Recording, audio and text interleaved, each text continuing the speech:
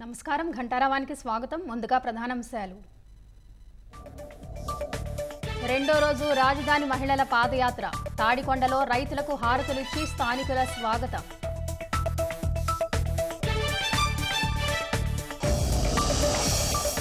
బాపట్ల సూర్యలంక బీచ్లో పోలీసుల ఆంక్షలు. వరుస ప్రమాదాలతో సందర్శకుల కట్టడి.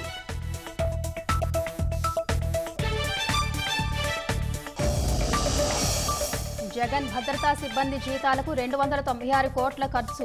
ప్రత్యేక రక్షణ చట్టం తెచ్చి 986 మంది నియామకం. ప్రకాశం జిల్లాలో ఆర్టీసీ స్థలాలు కాజేసిన చెవిరెడ్డి. లీజ్ పేరుతో దందా. సీఎంఓ దృష్టికి అక్రమాలు.